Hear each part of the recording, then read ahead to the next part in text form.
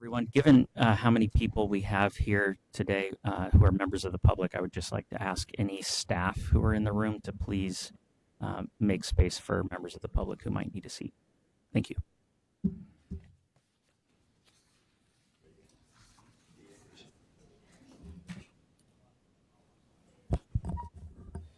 I'd like to call to order the Dauphin County Board of Commissioners Legislative Meeting for Wednesday, September 10th, 2025. We'll begin with a moment of silence, followed by the Pledge of Allegiance.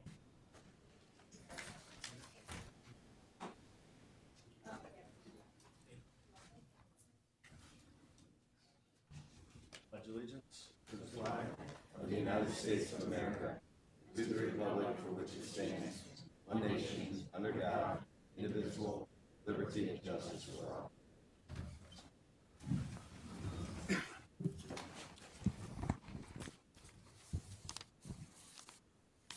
We'll begin our meeting with public participation on agenda items only. I believe, was I handed a list, Vince? Sorry, I didn't know if I got a list. He walked up here and handed, I might have sat it somewhere.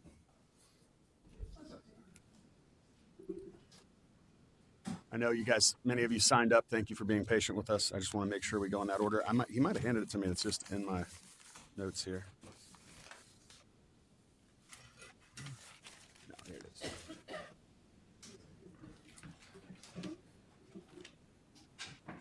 Oh, waiting to sign. Okay, just bring it up. Yeah, great. All right, I'll do my best to read the handwriting, but certainly correct me if I get it wrong.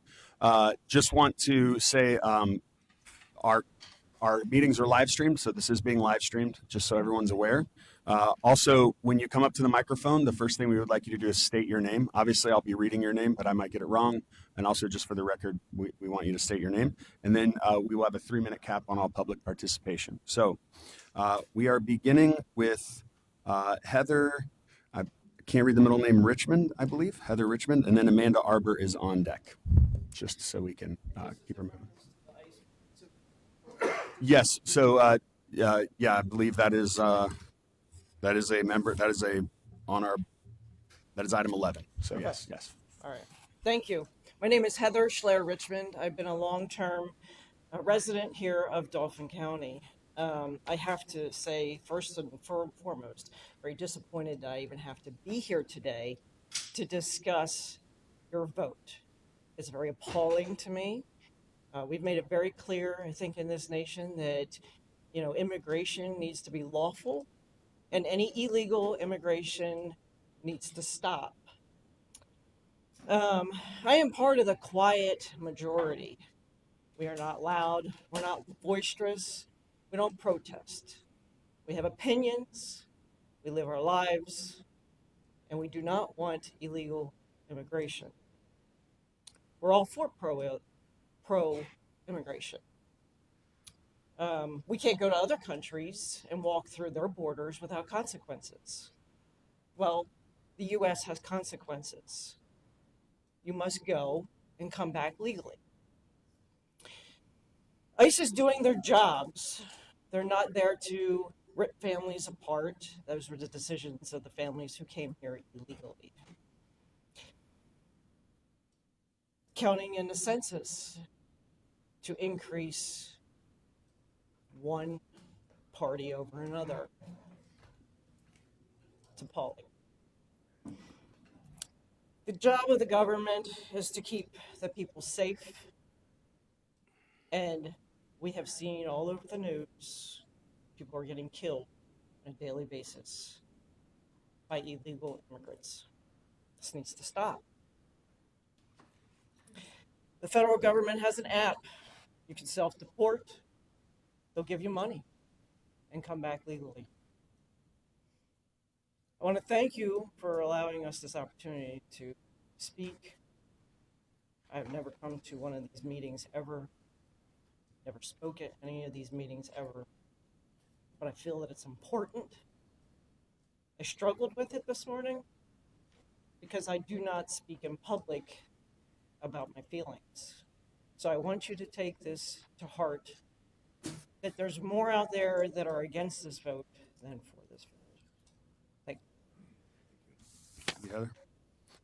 Next up, we have Amanda Arbor, and then Henry K. is on deck.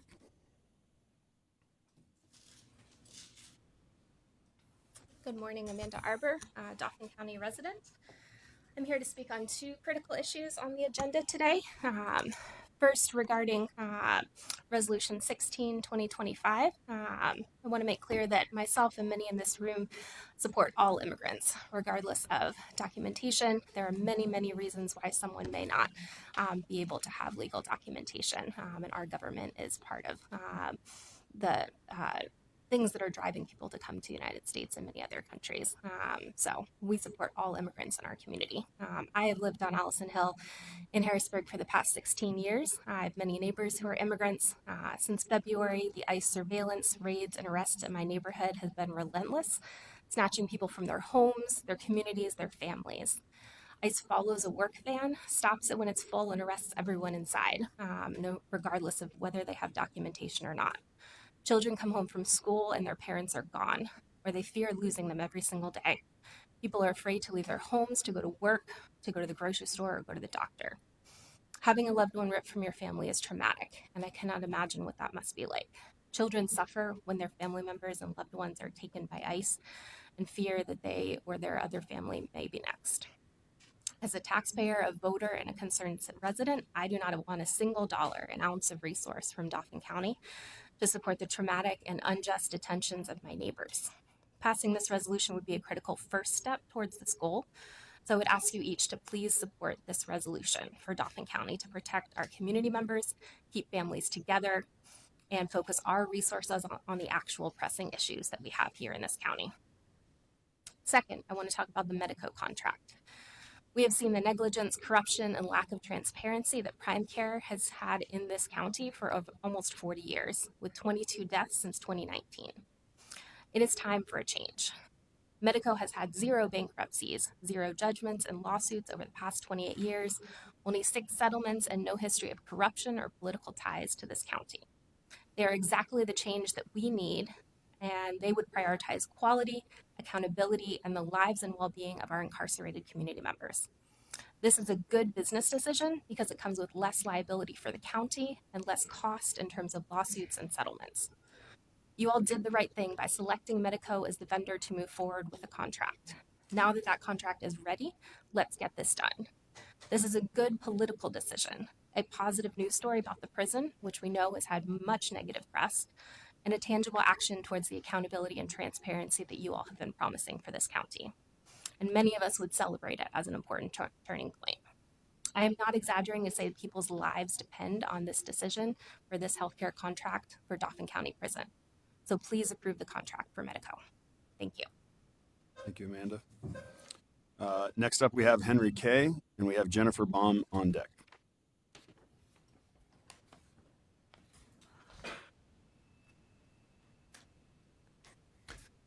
Hi, I'm Henry Koretsky. I'm from Susquehanna Township. Thanks for listening. This is my first time at an event like this, too, so I'm kind of speaking off the cuff here. I live in Susquehanna Township. I live in a heavy community full of mutinese migrants, and they're wonderful neighbors, and I see them struggling and working hard and living under kind of a state of fear.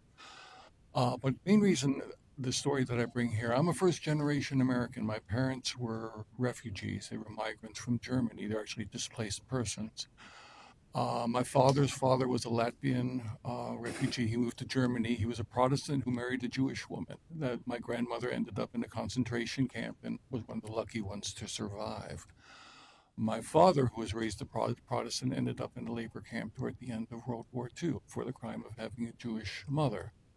My mother's family was a Catholic family. Her father was a mounted state policeman who used to arrest rowdies. The rowdies ended up becoming the Nazi party who took over Germany. So they would tell me stories about what it was like, living in that state and how things just changed very subtly. They came to this country to be able to vote, to be able to speak freely, to work hard, and to be proud Americans, and to be able to speak, to disagree with the government and to do whatever they needed to do to be free Americans. There's a Mark Twain quote that I often think about. History doesn't repeat itself, but it rhymes. And I think the idea is that things can happen, take on familiar patterns that can be sort of ominous, even though we might not recognize it. So I appreciate your listening to all the various points of view here. I'll say one more thing. As a musician, there's a musician who has who recently wrote a song, put out a song called "Don't Be a Good German," and what he means by that, in the good German context, is that in the context of Nazi Germany, good Germans were the ones who just kind of followed the federal guidelines and in the guise of nationalism and let awful things happen in their backyard. So I would encourage us all to think in support of, migrant support and passing this resolution to just be a ground roots resistance to what's going on that is not right. Thank you for your time. Thank you, Henry. Up next, Jennifer Baum. Caitlin McDonough's on deck.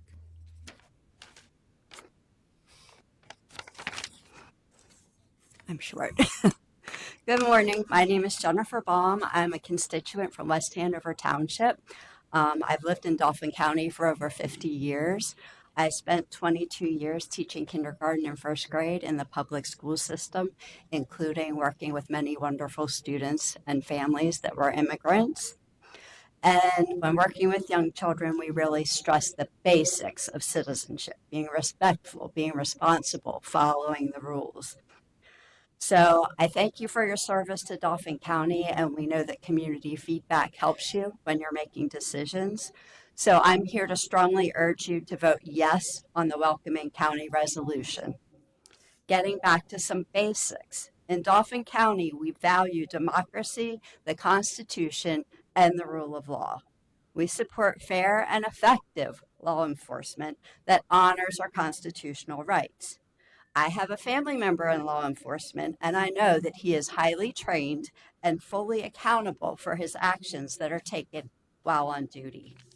The basics of law enforcement: their face is visible. They have proper identification, including a badge number. They follow proper procedures, such as producing a valid warrant signed by a judge. Although we support our local law enforcement, we reject the current version of ICE.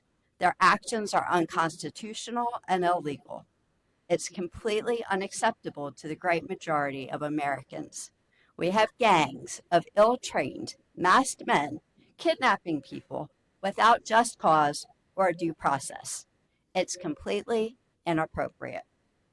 Dauphin County should not assist or collaborate with the Trump regime's version of ICE. We are better than that. Be on the right side of history. Dauphin County should stand in solidarity with the other Pennsylvania counties and cities that have already taken a stand against this abomination. Please vote yes on the Welcoming County resolution. Thank you for your time.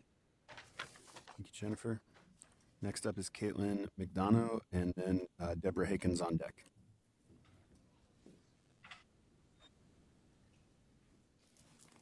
Good morning. Thank you for your time. I wanted to say I'm also appalled. Excuse me, could you that- please state your name for the I'm record? so sorry. I No have worries. it written down and I didn't do it. I'm Caitlin McDonough. Thank you very much for your time. I wanted to start by saying I am also appalled to have to be here because learning that there was any level of cooperation with ICE to me is truly appalling. In this county. And so I am here to speak in favor of the resolution as well. I want to thank the community organizations that raised awareness about this resolution so that I could take time off of work to be here to speak to you today. I am fortunate and privileged enough to be able to do that, to have paid time off, to be able to come here in the middle of the workday to speak with you all. Not everyone can do that. There are many people who do not have the ability to do that. And too many of our neighbors do not have the ability to do that. The risk of close cooperation with ICE is far too high. It comes with much too high a cost. Any perceived benefit is far outweighed by the risk of the illegal and just appalling conduct of ICE that is being leveraged to punish the protected speech of not of legal immigrants and people who are just trying to live their lives. Trumped up charges, fabricated charges as a pretext for deporting someone is appalling, and we cannot cooperate or promote this kind of conduct. My privilege of being born in the United States does not afford me any more dignity or importance than any other human life. And as another speaker said, regardless of their immigration status, which cannot possibly be explained in a headline, regardless of your immigration status, you are a human being with dignity that must be respected and protected. The facts of the immigrants in this country show that the fear tactics that are being stoked to promote politicians' self-interest and enrichment are not accurate. The American citizens are far, far more likely to commit heinous crimes than immigrants, regardless of their status. And so I urge you to support the resolution and eliminate any county resources being used to cooperate with ICE. Thank you, Caitlin. Up next, we have Deborah Haken, and on deck we have Pooja Gellerman. Good morning. Good morning. My name is Deb Haken, and I'm here today to speak about the critical importance of adopting a welcoming county resolution for Dauphin County. I am very concerned about the increased ICE presence in our county as they have relentlessly targeted immigrant community members, kidnapped them from their families, and caused immense fear in our neighborhoods and communities. I was born in Harrisburg in 1951, lived here in Dauphin County until I was 23, and then I lived overseas for 25 years as a missionary. We returned in 2000 and have been living here in Dauphin County for 25 years. I am presently Precinct 13 committee person in Derry Township, so I'm involved in my community. I care about ensuring that my immigrant friends, some of whom are actual citizens, are protected. I have spoken to some of them and they are afraid. We need a welcoming county resolution to end collaboration with ICE in Dauphin County that ensures government employees are not communicating, data sharing, leasing to, or cooperating with immigration enforcement officials. This policy would send a clear and powerful message to all of our residents are safe, supported, and valued in Dauphin County if we had this resolution. It would also have tangible economic benefits to help the county attract and retain talent and increase safety. This is an urgent matter to be addressed. I urge you to support this policy, which would help protect the rights of our neighbors, friends, community members, and students. I would just like to close with a poem I recently wrote after a recent conversation with my immigrant citizen friend. I've titled it, "What Has America Become?" Her eyes looked down. "I'm afraid," she frowned. My heart wrenched. My friend from afar had come here to stay. A mother of 4, like I was back in the day. I too lived in a country far, far away. I lived with the fear of malaria. Now she fears ice. Not the cold of winter's vice, but the threat of masked police taking her away from her children. She and her husband are citizens, worked their hands to the bone to get advanced degrees, only to feel the fear response of flight and freeze day after day. But I will fight for her. This is not okay. Thank you, Deborah. Pooja Gellerman and Robin Perry is on deck.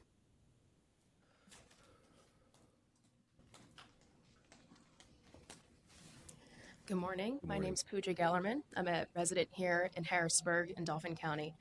Unlike many of those who have spoken, I haven't been here for decades. We're transplants not that long ago, and I brought some young minds with us so that they can firsthand hear and see the impact that this is having.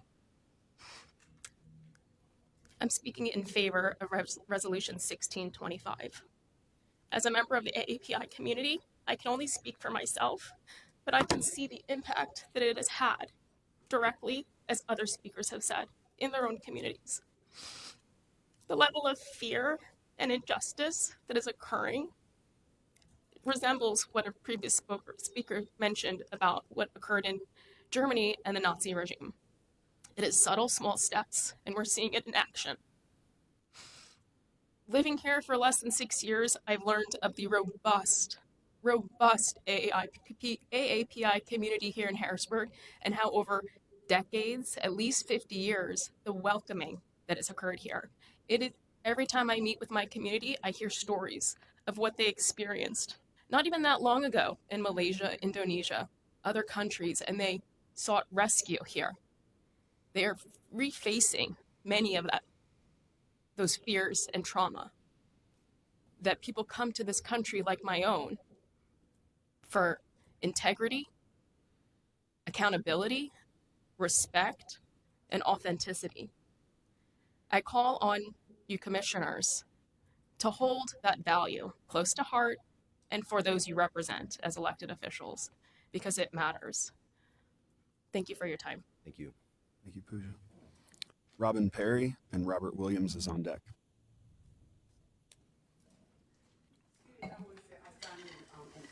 Okay, that's fine. Yep. Robert Williams and Nicole Moore is on deck. Are they by chance in the hallway? I just want to make sure I don't pass over anybody if they're in the hallway. I actually think I see Nicole's out there. Yep, Robert Williams, then Nicole Moore. And do I have an updated list coming?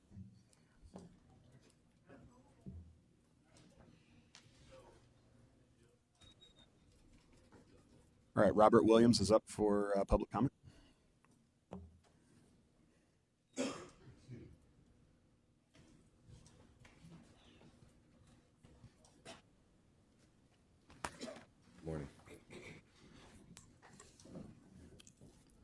Good morning. My name is Robert Williams. I'm a lifelong Dauphin County resident and voter. On February 24th, 2025, I was assaulted in the lobby of the district attorney's office. I'm sorry, sir. This portion of the agenda is just it's for in agenda there. items only. I got the agenda item in there. Okay. Thanks. Within 48 hours, I filed a formal complaint, submitted right-to-know requests and Act 22 requests, putting this county, including CID and the DA's office and the Department of Public Safety, on clear notice that the courthouse CCT footage was material evidence. Yet, according to CID, the deputy who assaulted me reviewed the video within 30 minutes, and later that same video was erased under so-called 30-day retention policy. That is not a clerical error. That is spoliation and tampering with evidence. It is a systemic failure in transparency oversight by county departments under your authority. Now, at the same time, the board is preparing to vote on a welcoming resolution limiting cooperation with ICE. On paper, it sounds compassionate, but let's be real. It's political theater. A resolution is words on paper. It does not stop the deadly abuses happening right here in Dauphin County. Because the truth is, local law enforcement does worse than ICE every day. Spanish-speaking residents and people with limited English are profiled in traffic stops, funneled into probation and jail, and pushed through court proceedings without proper interpretation and knowing their rights. Families are broken apart by routine county practices, not just federal immigration enforcement. So when evidence inside your own courthouse can be erased, and when immigrant families are mistreated by your own county agencies with silence from politicians passing resolutions about ICE, is not courage. It's selective outrage. It's a facade. That's why today I'm calling on this board to do more than just pass symbolic measures. I'm asking you to act. Launch an internal investigation into why this courthouse evidence was destroyed after right-to-know requests, Act 22 requests, and the CID investigation. Mr. Prius, as public safety liaison, I want you to issue a litigation hold and preservation directive to DPS, the sheriff, the facilities, and IT, and commission an independent forensic review of the video system log. Request an independent review by the Attorney General to determine whether civil rights and legal violations occurred. Enact a county-wide surveillance and evidence preservation policy that halts deletions whenever a complaint, subpoena, or investigation is pending. If you truly want Dauphin County to be welcoming, start by fixing what's happening in your own courthouse, your own jails, and your own public safety departments. Until then, resolutions like this one are just political cover, and our community deserves better than cover-ups and empty promises. Thanks for allowing me to share. Thank you, Mr. Williams. Nicole Moore is next, and then Trudy Johnson is on deck.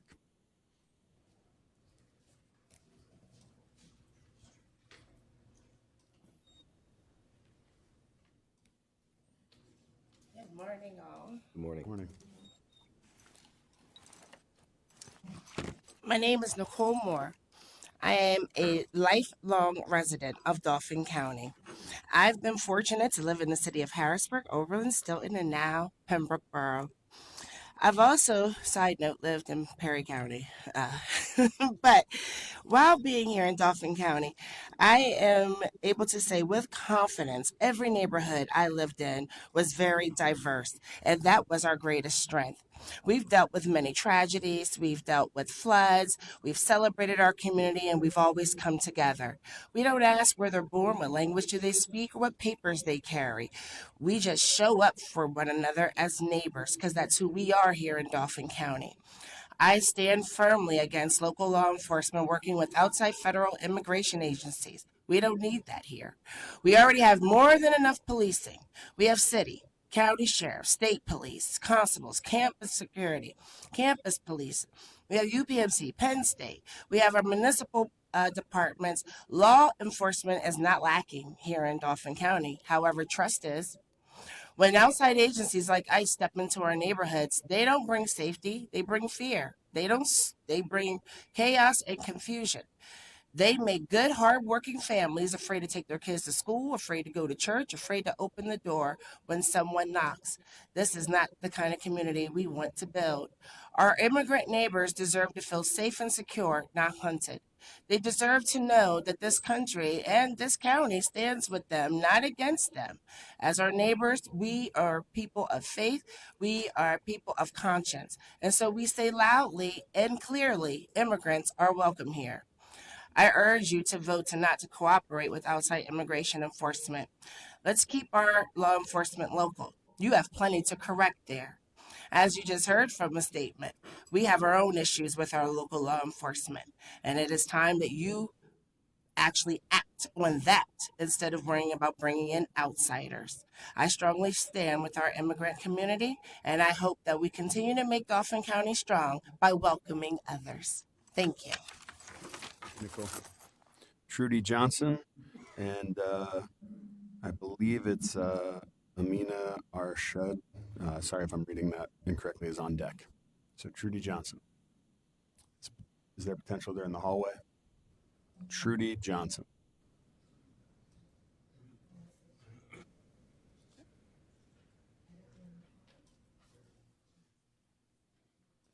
And if you signed up in there, just let me know. But yeah. Right up here, Ms. Johnson. Are you? Did you sign up to speak? Yes. I Yes. just want to talk about the neighborhood. Okay. Okay. Good morning. Been living here since 1971. Raised my Excuse me, children ma'am. here. Could you please I'm state your 80 name for the years old. record? Sorry, ma'am. He's Okay. asking you to state your name. That's appropriate. Again, Your name Trudy Johnson, and your address. 319 South 18th Street. Thank you. Thank you. Thank you.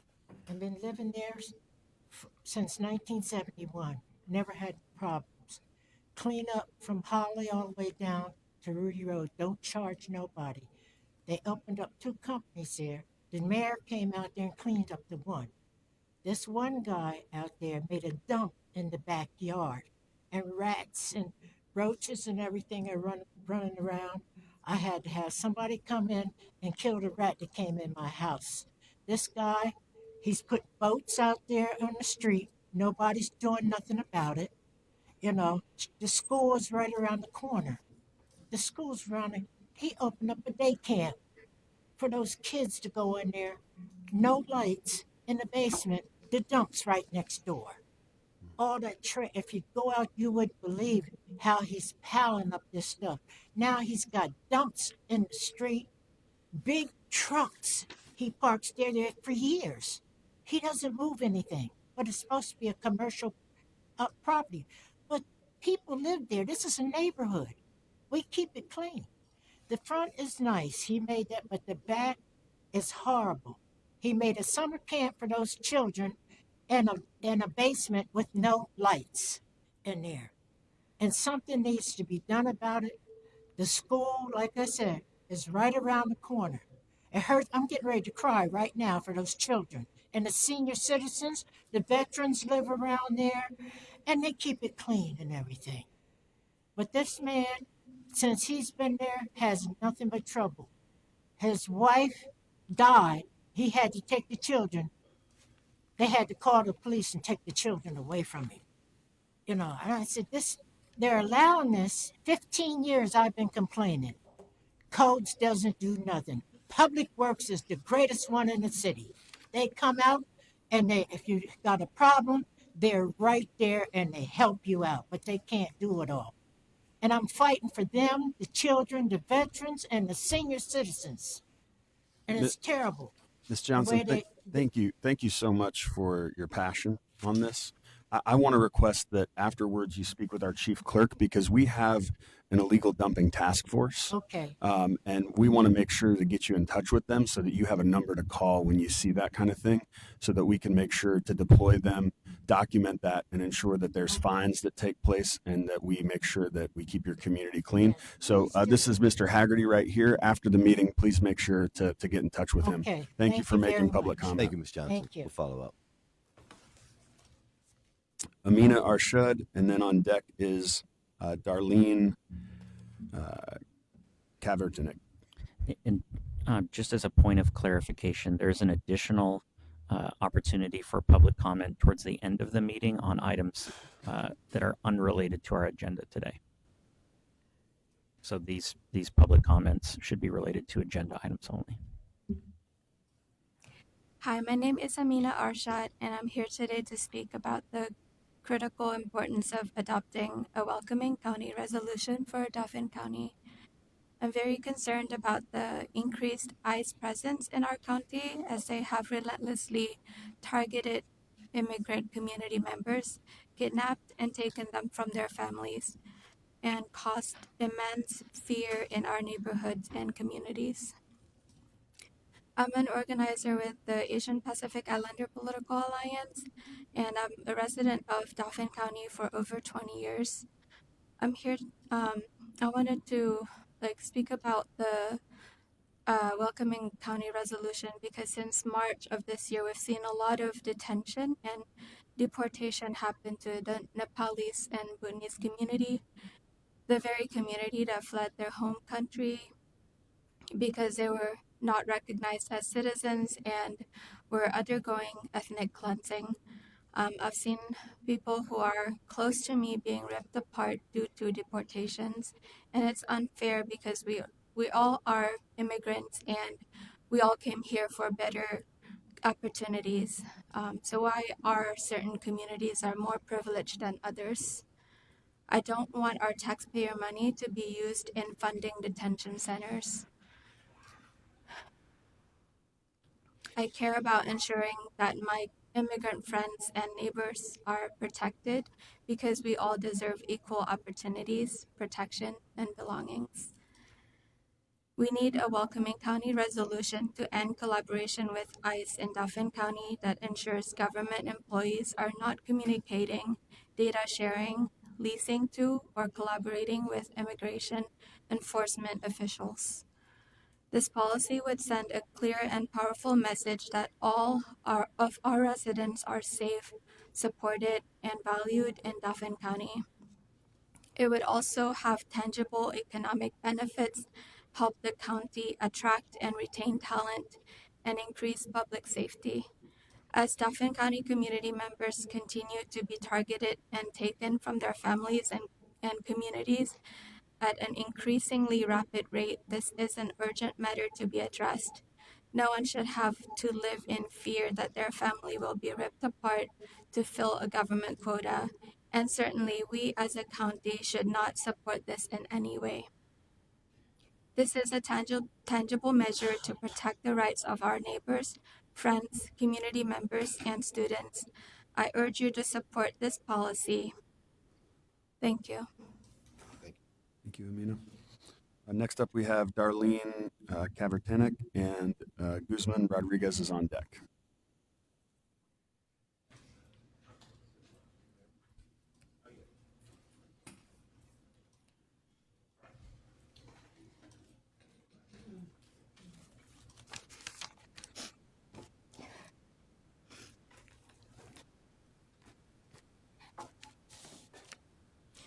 My name is Darlene Kvaternik, and I am here to ask you to adopt the resolution that would allow Dauphin County to be a welcoming community.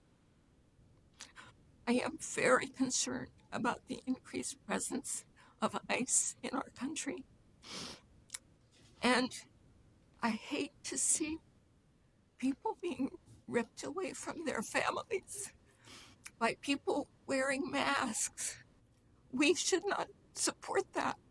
We should not participate in it. I'm an 82-year-old woman, and I live in Dauphin County, Susquehanna Township, member of the League of Women Voters, and sometimes participate with Power to the Hill. I care about ensuring that my immigrant friends and neighbors are protected because I believe in the concept of America being a welcoming place. No one should have to live in fear that their family will be ripped apart to fill thank you, a government quota. Thank you for listening. Thank you. Darlene. Guzman Rodriguez is up next, and on deck is Sharon Price.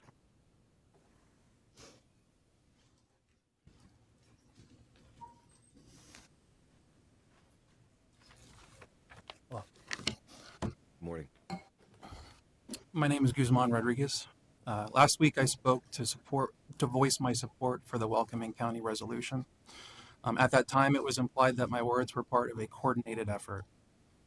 This is an empty claim used to dismiss valid criticisms, and I want it to be known that these words are my own. I'm a third-generation immigrant and lifelong resident of Pennsylvania. My feelings are not fake. I am here today because of the empathy I feel for my fellow Americans as I watch them be beaten, taken from their families, and in some cases, imprisoned in hostile countries they have no citizenship in. I'm here because of the fear I feel every day I drop my daughter off at school, wondering if I will get the chance to pick her up that afternoon. Because of the otherness I now feel when walking among a group that doesn't look like me, and the panic I feel wondering which of them are comfortable with the inhumane cruelty taking place. Do they hope my family will be next? If the act of standing with one's allies is somehow disqualifying, then I think the board should be even more concerned about the collusion on the part of ICE and other federal entities. I previously mentioned how roughly 70% of current ICE detainees have no criminal conviction.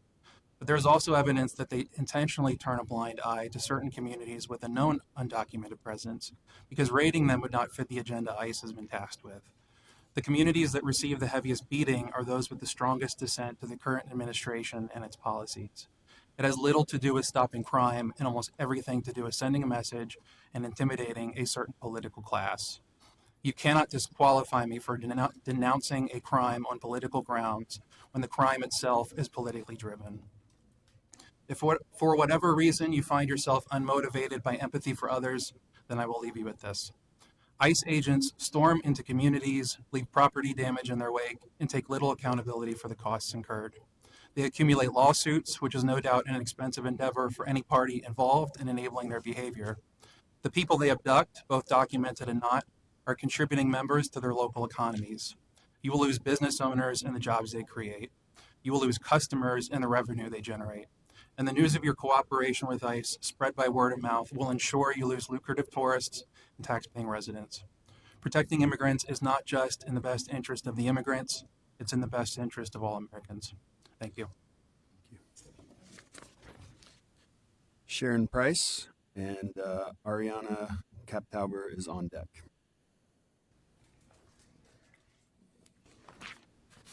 Good morning. Thank you. I apologize if I'm repeating what others have said. Just a reminder to state your name. Yes, my name is Sharon Price, and I'm here to stress the critical importance of adopting a welcoming county resolution for Dauphin County. I'm a proud 15-year Dauphin County resident. We need a welcoming county resolution to end collaboration with ICE in Dauphin County that ensures government employees are not communicating, data sharing, leasing to, or collaborating with immigration enforcement officials.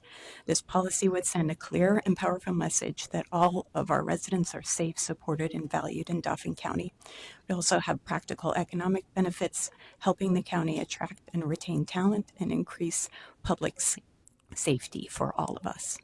No one should have to live in fear that their family will be ripped apart to fill a government quota. And certainly we as a county should not support this in any way. This is a tangible measure to protect the rights of our neighbors, friends, community members, and students. I urge you all to vote yes on the welcoming county resolution for Dauphin County. Thank you. Thank you. Up next, we have Ariana Kaptauber, and then we have on deck Michelle Lucas.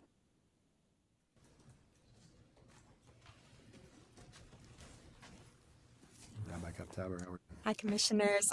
My name is Ariana Kaptauber. I'm a rabbi at Bethel Temple. I'm back. I came last week. I just want to thank you all for your time in listening to all of these voices from the community and your consideration of this bill. And thank you, Commissioner Douglas.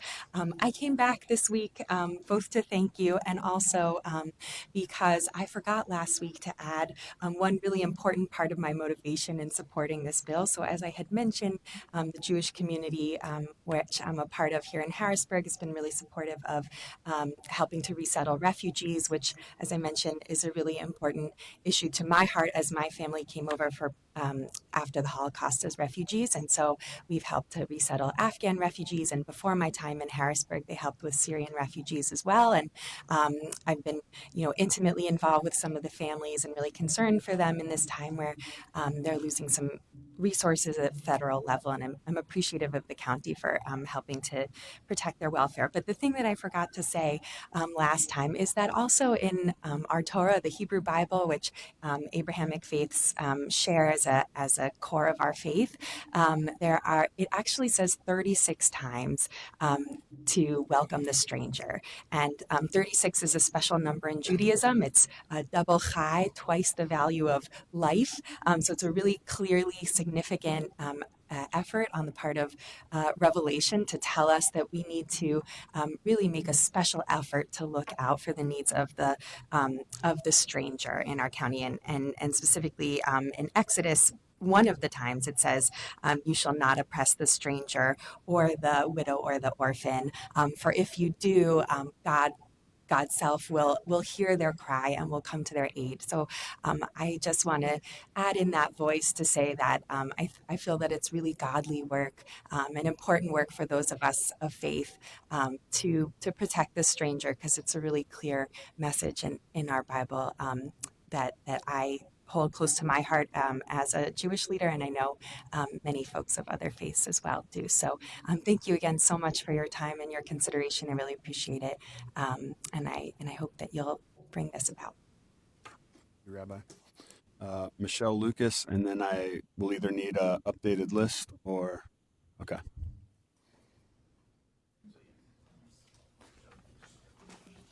Good morning. Good morning. Good morning. I appreciate your patience with the many voices that you're hearing today, and I'm Excuse me, could you please state your name for the record? sorry. Hi, I'm Michelle Lucas.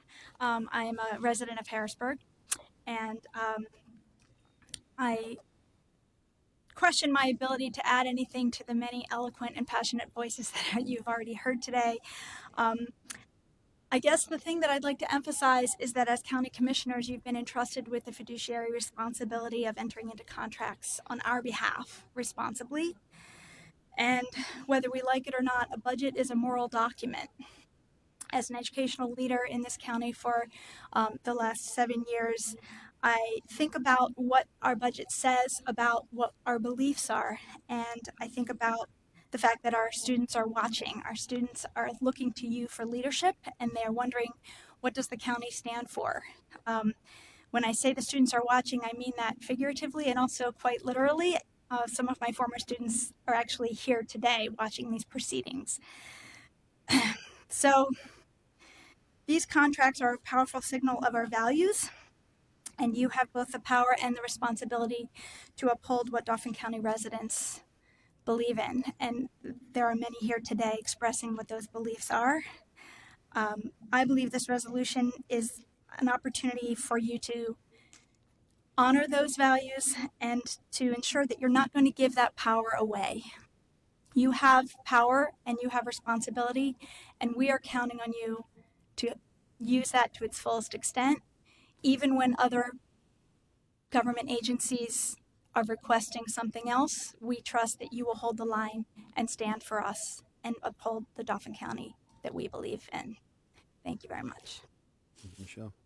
I believe the next is Kareem Morsi.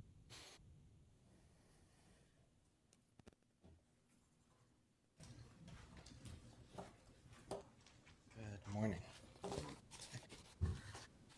My name is Kareem Morsi. I'm with the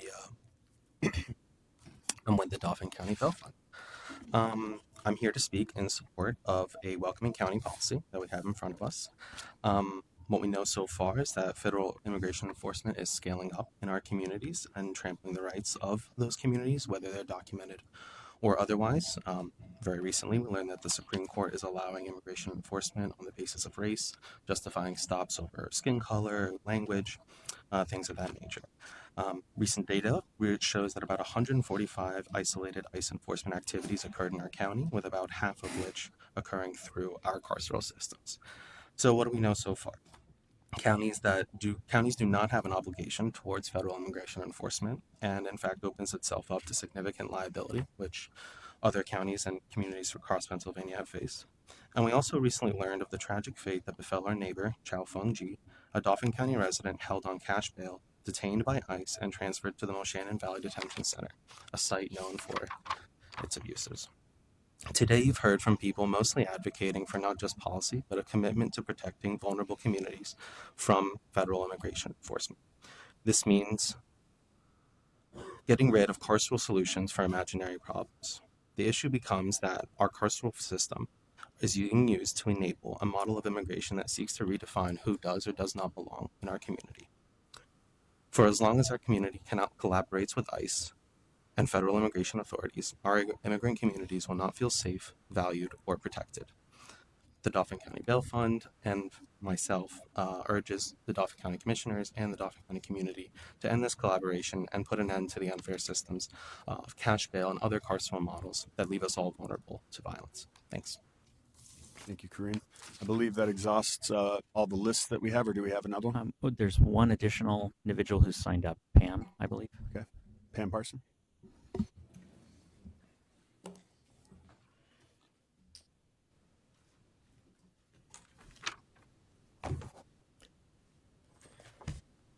Good morning, Commissioners. I'm going to switch up a little bit, and I'm going to talk about item 10.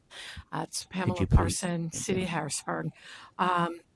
Earlier, Rabbi Kataber talked about the foreigner, and so I would like to talk about the sick and those in prison. I'd like to thank the prison board last night for the town hall in which Medico was present, and they did a presentation, and they were available for questions and comments from the public, from prison staff. I appreciated that. And I also, while I was listening, I was remembering what Controller Bateman had said some months ago about how proposals can sound really good, but wanting to stick with the local guy. So just thinking about those two things in my head, I was listening to what was said. And I noted the very first thing is the continual saying we are medical driven, not financial driven. And that was said not only in those words, but also in the way that the presentation was made.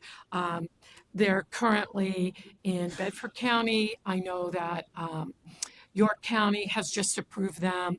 The regional manager lives in Pennsylvania. The vice president is from Pennsylvania and has a long history with the Department of Corrections. I also noticed that the president is a physician, not a lawyer.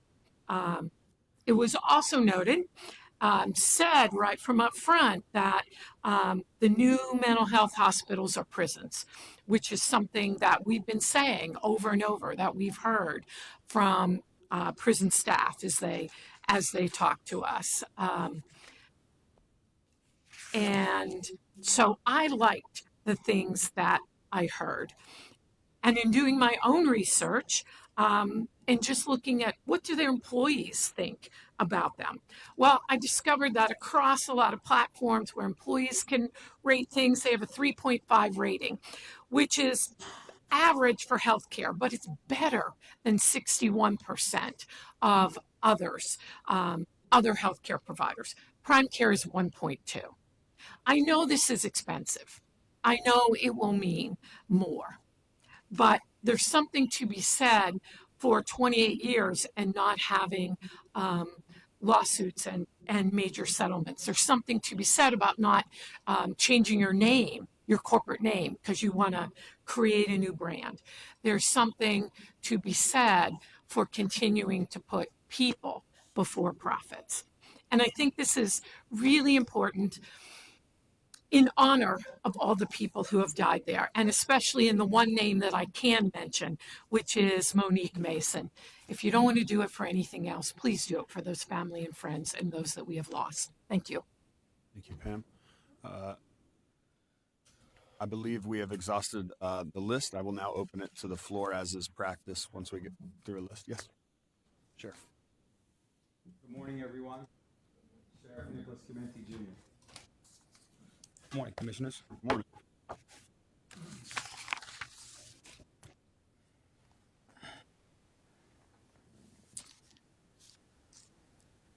I'd like to take a moment to address item 11 on the agenda. No one in this room disputes that the county commissioners are the only ones empowered to enter into contracts on behalf of the county. The county code is very clear on that point. But let's also be very clear about something else. The county code does not give the commissioners control over the day-to-day operations of the offices held by independently elected county row officers. And more importantly, the county code certainly does not give commissioners any law enforcement authority or management of daily operations. I've dedicated over 40 years of my life to public safety and law enforcement. I served 27 years as a Pennsylvania State Trooper, including a 3-year assignment to the FBI Joint Terrorism Task Force. I spent an additional 3 years with the U.S. Marshal Service. And for the past 10 years, I had the honor of serving as the elected sheriff of Dauphin County. Every single day, law enforcement agencies across this country and here in Dauphin County coordinate and collaborate to keep our communities safe. Whether it's with ICE, federal agencies, the state police, or local departments, interagency cooperation is the bedrock of modern public safety. I should note that some folks in this room may have differing political views. That's fine. That's democracy. But public safety is not and should not never be a political game. If our deputies encounter individuals who are in the United States illegally and have active criminal warrants, they will be taken into custody and turned over to Immigration and Customs Enforcement, just as we would with any other U.S. citizen who has a warrant in our county or from another state. No one is above the law. Our duty is to uphold public safety without exception or favoritism. This board's attempt to insert itself into the operational affairs of law enforcement crosses a dangerous line. Furthermore, it should be noted that I was assigned to the Pennsylvania State Police Intelligence Unit for 13 years. If there's information to share with any law enforcement agencies, either federal, state, or local, we will provide that information. Let me be crystal clear and transparent. I will continue to exercise my independent authority in regards to the decisions and daily operations of my office, where the citizens of Dauphin County entrusted me for the past 10 years for the safety of all. I am not here to play political games. My sole priority, yesterday, today, and tomorrow, is and will always be public safety, and I will never apologize for that. The best part of waking up, besides a good cup of coffee, is knowing that the people of this county, Democrats and Republicans alike, know exactly where I stand, and I stand for every one of them.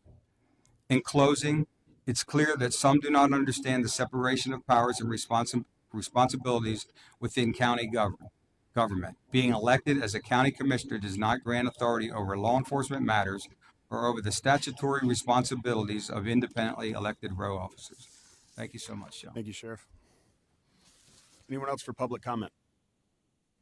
Agenda items only. Seeing none, we'll move forward to the approval of the minutes. August 27th workshop legislative meeting. Approval of the minutes. Do I have a motion? I'll make that motion. Second. Moved by Commissioner Priest, seconded by Commissioner Hartwick. Any discussion? Hearing none. All in favor? Aye. Aye. Motion carries. August 27th salary board meeting minutes approval. Do I have a motion? So moved. Second. Moved by Controller Bateman, seconded by Commissioner Hartwick. Any discussion? Hearing none. All those in favor? Aye. Aye. Motion carries. Executive sessions held between meetings. Mr. Haggerty. On Tuesday, September 9th, an executive session was held to obtain the advice of legal counsel regarding the lease or purchase of real property, bond proceeds, contracts, and board appointments. Any questions of Mr. Haggerty? Hearing none, we'll move on to directors and guests. I want to thank our guests today, especially for being patient with the amount of public comment. We'll begin with National Co-Responders Week, which is DA Chardo is here to share an update with us and to honor National Co-Responders Week. Morning. Good morning. Thank you for including this in your agenda. I want to thank the Board of Commissioners for issuing a proclamation recognizing the impactful work of our county co-responders. Our program, which embeds co-responders with local police departments, began as a mere concept in 2019. We formally started in the spring of 2020 with just 2 co-responders. As of today, we partner with 8 municipal police agencies, and we have 10 dedicated co-responders through the county. And we're blessed to have representatives from many of our municipal police here today. The team members respond to calls of service in partnership with officers to effectively serve our community members who are struggling with mental health crisis, homelessness, hunger, or a need for drug and alcohol services. The co-responders team received 14,607 referrals since the start of the program 5 years ago. The outcomes include referral to community service providers, follow-up with service providers, and continued support. The key to success is the start of the interaction with the trained co-responder. The goal of this program is to divert individuals suffering from a mental health crisis from the criminal justice system. And I am proud to share that the rate with which individuals who are involved with a police co-responder contact receive a criminal charge. For the last 5 years, it has only been an average rate of 3.09%. 3.09 when there's an interaction between the police and the co-responders does end up with a criminal charge. That's remarkable. And these are responses to a urgent matter. For those who have unfortunately entered the criminal justice system, we have been able to work in partnership with our behavioral health unit within the district attorney's office to ensure these individuals receive a result that addresses their mental health situation. National Co-Responder Week allows us to shine a light on this team that serves largely without recognition on a daily or weekly basis. This is often a thankless job and one we don't always hear They're success stories because they are dealt with before they ever get to the courthouse. Our team helps those in need one person at a time and continuously. This group puts themselves in a high-risk situation, takes valuable time from their loved ones to answer calls in the middle of the night and miss events with family and friends. They do this in dedication to this important work. Today, I can speak with great pride regarding the work of our team of 10 co-responders. I also want to thank our Board of Commissioners for supporting this great team. Because we've expanded with your assistance, I want to thank you. We have members of the team present today, along with members of their partner police agencies. I thank our great police agencies for their continued support and our co-responder team. Our team and their partners will continue for this important mission and continue this great work. And I know it's going to continue to be a success. And I want to thank all of you. And the head of the team is going to give you some words, I believe. Thank you for the continued support you all provide, the support from District Attorney Chardo, and then we wouldn't be here today if it wasn't my team that I have sitting next to me. We wouldn't be successful without the police departments and the original departments that signed on to the program. So thank you to everyone, and I know my team will continue to do the work that they've been doing within the county. Thank you both for being here today, and thank you for this. Obviously, the statistics as well. Hearing that only just a hair over 3% end up in the criminal justice system from an event that can be de-escalated, that can receive particular care, whatever that might be. It's certainly something that should be celebrated, and obviously this week is for that. But I know programs like this don't just pop up out of thin air. They come because of a vision and a mission to serve the community, and I just want to thank everyone who was a part of that, and certainly Dia, under your leadership, but also your leadership as well to see this through. I want to give my colleagues a chance to respond, and I know we have a proc to read as well. I have a proc, but I want to defer my time initially to Commissioner George Hartwick, who was very instrumental several years ago in implementing this great program. And it has literally saved lives here in Dauphin County. So many families that are out there, they're able to watch today or read about this in the future. Commissioner Hartwick, your vision working with the District Attorney's Office and the different departments around Dauphin County has certainly been a positive for the residents of Dauphin County. You would please proceed. Thank you, Commissioner Preece. And just like any effort that requires significant change in philosophy and engagement, it requires a large team of folks. It's no one individual that makes these things happen, and it takes the ability to build bridges and have communications across social service, law enforcement lines, build a sense of trust, figure out a way to identify needs, and ultimately make folks accountable for implementing solutions that actually will have tangible results. And I know we underwent a significant look at our entire criminal justice system in 2019 when we had the Council of State Governments here. Actually, it was under Governor Wolf at the time. We were approached about being a model county to say, you guys have challenges with the folks who have SMI populations who are staying longer in jail.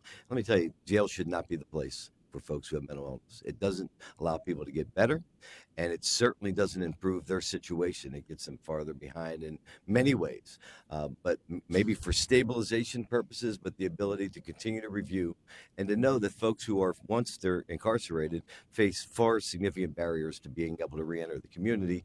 It's both a cost-effective way to be able to ensure that we're not having folks linger in jail, and unfortunately, those issues still exist. But one of the ways to address them up front is to talk about how can we prevent them from coming in the first place. The idea of training law enforcement, I was told years ago, they'll never buy it. The idea of figuring out ways to partner together. And I will tell you, this law enforcement community in Dauphin County has stepped up like no other. They have taken on additional responsibilities. They've taken on additional duties. They sometimes are counselors. They are, they're individuals who understand a lot about our systems. And I know since we went through CIT training, there's not a day that runs by that I don't talk to our officers. They come to me and say, Commissioner, I just helped a guy who was, a veteran who was homeless, and I didn't know about resources that exist, and now we got them into some level of service. So I want to thank those individuals for being open-minded and stepping stepping up to the call of duty and service in a way that was presented to them that might not have been a traditional thing they signed up for when they wanted to be a police officer. So partnering then with individuals who were well trained to ride along with law enforcement also established that sense of trust. And as I've taken a look over the years with the statistics, you can't deny them. I mean, there were over 2,000 arrests, less than 2,000 and some, I think it was like 2,100 interactions and less than 144 arrests in 2024. That is absolutely outstanding. The idea of, even incidents that happened in the past that I've seen, that we all know community members, that ended in tragedy, that could have been resolved had we had the appropriate levels of training and support from law enforcement officers. I think it's safer for our law enforcement agencies. We've not had individuals that have been, nearly placed in the same kind of position related to their own public safety, and the outcomes have resulted in many cases to diversion outside of our criminal justice system. So I want to thank all involved, both the individual officers, the departments, for being receptive. And look, this is a partnership. This isn't just the county. The municipalities who participate in this, to give them credit, they've all stepped up and have agreed to foot in a partnership way 50% of the actual tab for the salaries and benefits of co-responders. And let me tell you, there were several departments that were like, hey, I don't think we want it, until they heard from their colleagues, and now they've added individuals on, and we've figured out ways to truly have a partnership on all levels, both financially and a level of engagement, that have resulted in a much better system that's safer for those who are struggling with mental illness. So I want to thank you, Fran, for your leadership, and thanks to all that are continue to be involved with this effort. And if I might just, on something you said, the CIT aspect is a great other part of this in conjunction with the co-responders, because it allows that training on the municipal officers is a great part of this, and the pride which municipal officers who have that training and the effectiveness of them is tremendous. And I've seen them interact with individuals with mental health issues, and they are highly effective in dealing with it in a very, very calm and effective. Thank you, Commissioner. At this time, I'd like to read the following proclamation into the record, and if we get a photo with the two of you over by the flags. We, the Dauphin County Board of Commissioners, are committed to providing support for those facing behavioral health challenges within our community. Whereas mental health and substance use challenges can often lead to homelessness, incarceration, and emergency room visits, responses that are more intrusive and costly than early interventions and timely connections to behavioral health services. Whereas the National Institution of Mental Health estimates that more than 1 in 5 United States adults live with a mental illness.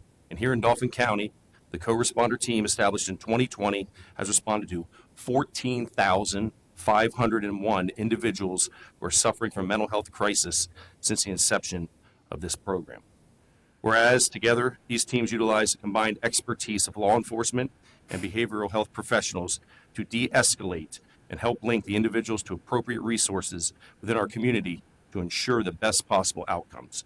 These dedicated first responders show exceptional leadership and passion to help those in their time of need, reinforcing how crucial their work is in the communities here in Dauphin County.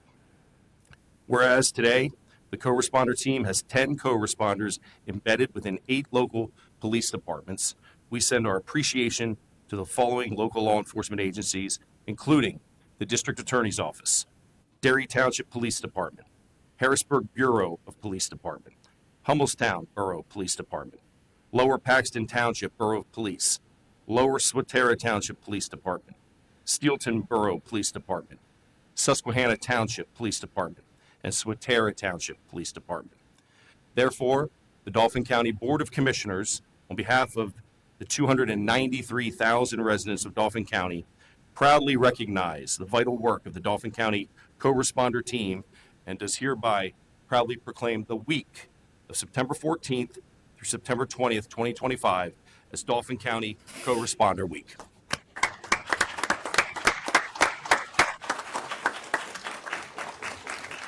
Can we get you and your team? Is it better to have it up front here? You think that'll fit? I think it's right.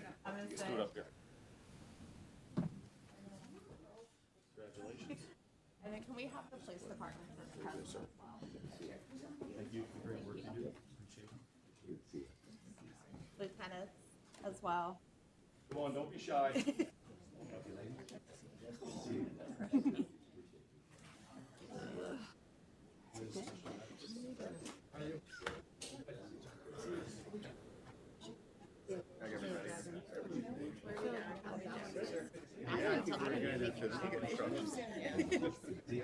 Jessica, can you give instructions? Jessica, 2 rows or 1 row?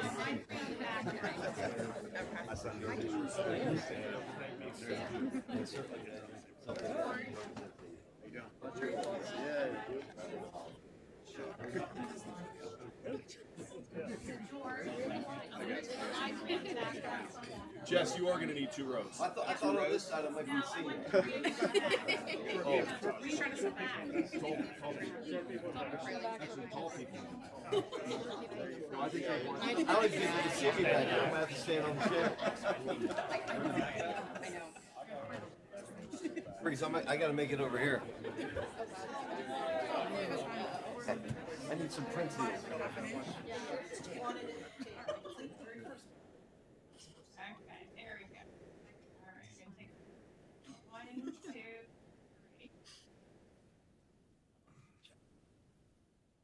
Thank you, folks. Thank you.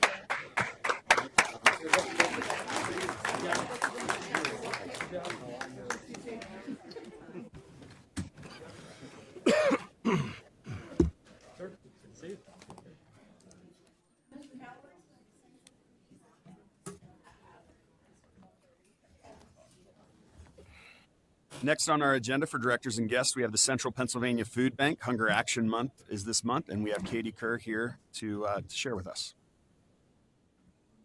Good morning. Morning. Good morning, Commissioners. My name is Katie Kerr, and I am the Government Relations Coordinator at the Central Pennsylvania Food Bank. I'd like to start today by thanking you for your continued support of the work that we do at the Food Bank. It's greatly appreciated. As an affiliate food bank of the Feeding America network, the Central Pennsylvania Food Bank is committed to addressing hunger within our 27 county service territory. In Dauphin County, 1 in 8 people and 1 in 5 children don't know where their next meal is coming from. And we know that from Feeding America data, food insecurity continues to worsen year over year here in Dauphin County, across the Commonwealth, and across the nation as well. And the Central Pennsylvania Food Bank is committed to remaining an active voice in the community to support food insecure Pennsylvanians. And we ask the community to join us in our mission to eliminate hunger as well by donating time, products to local food pantries, and of course, money is always well appreciated. And I'd also like to briefly recognize the Dauphin County Food Access Coalition, of which a few members are here today to support the proclamation. We are newly formed in February, so we haven't even been around for a year, but we are a collaborative group of individuals who are addressing food insecurity at a more granular level here in Dauphin County. So we have people from the county, we have people from health systems, and we have people from food pantries and soup kitchens and such. So we're just really hoping to continue to address hunger here in Dauphin County through collaboration. And I'd like to offer Robin Perry here just a brief moment to talk about her experience with the coalition. Yes. Good morning. I'm Robin Perry Smith. I'm with Penn State Extension, Dauphin County. Hi. And I just wanted to say thank you to Katie to invite me to be part of the Food Access Coalition. And also I want to thank the commissioners for their support. As part as the Penn State Extension and Food Access and Security, I want to thank you for your support with the Hill Farm and being able to supply and provide access to the food right there within South Allison Hill. So I wanted to thank you for this opportunity. Thank you. Commissioner Hartwood, do you have any comments? Well, obviously, we boast in this region that we have probably the best food distribution network, and that's true due to the leadership and the commitment, the volunteers of Central Pennsylvania Food Bank. It is by far the envy of other places, and we went through a recent hunger mapping process by which is based upon cuts that we've seen and SNAP benefits being challenged, is going to be more critical to be able to meet the urgent needs that we have within the community. So raising awareness, continue to think about ways we can be more efficient, not duplicating services to make sure folks don't go hungry in this community remains a top priority for this board. And we are confident that we've got a great partner by which to operate with. Thank you. Commissioner. I just echo those comments and thank you for the great work that your team has done, is doing, and will continue to do on behalf of all the residents of Dauphin County and the surrounding communities. Certainly a top-notch organization, well respected, and can't thank you enough with our appreciation for the work you do. So thank you. Keep it up. And I have a proclamation to read, so I will go ahead and read this proclamation, but certainly want to echo my colleagues' sentiments and the work that you're doing and the important work given the realities of cost shifts happening in multiple different places, but also benefits that are likely going to increase the population of individuals needing your services at a time when you're also probably feeling stretched in resources. And so just thank you for the commitment, because I know that's a constant juggling act that you have to do, and we're incredibly grateful for the professionalism and the work that you do to make that happen. We, the Dauphin County Board of Commissioners, are united in acknowledging and addressing the tragic reality that 1 in 8 Pennsylvanians and 1 in every 6 children are food insecure, including 1 in 5 children in Dauphin County. Whereas adequate, nutritious food has become prohibitively expensive and out of reach for many of our neighbors in need, as food costs have increased more than 27%, leading to a record demand for charitable food. Whereas Dauphin County is committed to working with the Central Pennsylvania Food Bank to educate our families and individuals about the critical importance of food banks in addressing hunger and raising awareness of the need to devote more resources and attention to the issues of hunger and food insecurity. Whereas the Central Pennsylvania Food Bank distributed over 67.5 million pounds of food in fiscal year of 2025 to Pennsylvanians experiencing food insecurity. And in Dauphin County alone, more than 8.6 million pounds of food were distributed.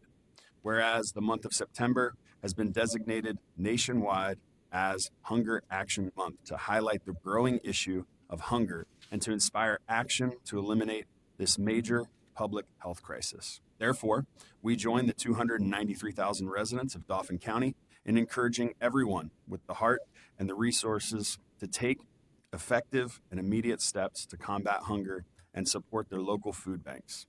And in conjunction with the life-enriching and life-saving Central Pennsylvania Food Bank work, we do hereby proclaim September as Hunger Action Month in Dauphin County.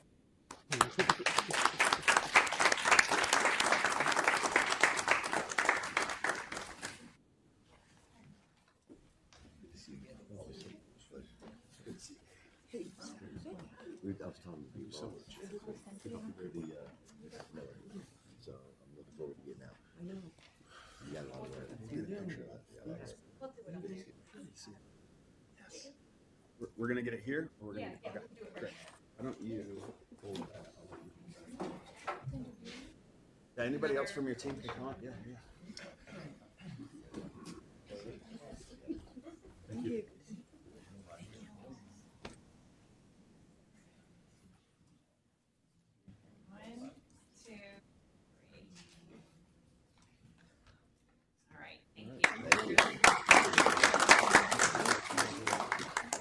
We are.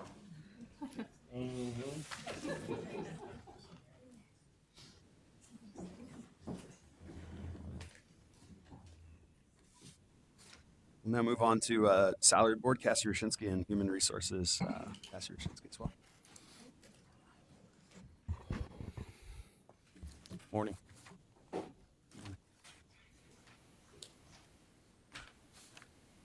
There's no salary board packet today because it was voted on last week, so the personnel packet is ready for your approval. The revisions were communicated with the board.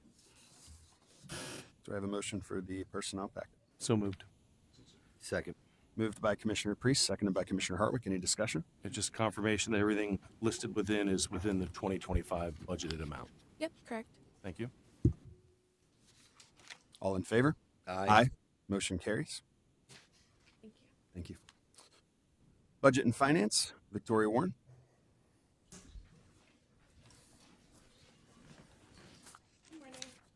Good morning. So there are no changes to the investment report that was distributed yesterday. There are also no changes to the purchase order packet. So both are ready for your vote and approval. Do I have a motion for the purchase order packet? So moved. Second. Moved by Commissioner Hartwick, seconded by Commissioner Priest. Any discussion? Yes, everything contained within falls within the 2025 budgeted amounts for Yes, these so we're not departments. aware of any budgetary issues Thank you. with items. All in favor? Aye. Motion carries. Thank you. Chief Clerk's report, Mr. Haggerty. Good morning, Commissioners. There are several items on today's agenda for your consideration. We've got 2 satisfaction pieces, a District Attorney's Office agreement for Conviction Integrity Unit Services for the 2025 calendar year, 6 tax exonerations or partial refunds, a 3-year contract with Medico to provide healthcare services at the county prison, a resolution affirming the Board of Commissioners' sole contracting authority, 3 mental health, autism, and developmental program agreements, 5 adoption agreements, 4 children and youth agreements, 4 human services agreements, the appointment of Lori Cross to the Mental Health, Autism, and Developmental Programs Advisory Board, a $37,500 tourism grant to help establish the Central Pennsylvania Film Commission. Additional tourism grants also remain in former business after being tabled last week. Most importantly, I want to wish Jessica Spandler in our office a happy birthday. Jess. More than anyone else, Jessica is really the person that holds everything together for us to the extent that we are able to hold it together. And we would really be lost without her. So, Jessica, wishing you the happiest of birthdays today. Happy birthday, Jess. Today is also my mom's birthday. Happy birthday, Mom. And that Your concludes wife, my you're watching report, your wife. unless there are any questions. Any questions of Mr. Haggerty? Any birthdays that he missed? No. Mr. Owens, Solicitor's Report. Thank you, Commissioner. The items listed for board action have been reviewed and approved by the Solicitor's Office. I do want to note item 11 is subject to the attorney-client privilege memo that I did provide the board last week. Thank you. Any questions of Mr. Owens? I will have some until we're in a Okay. We have items for general items 1 through 29 we'll begin with before we get to tourism grants. So I'll make a motion to approve. Well, I was going to ask if anything needed to be pulled out separately for vote.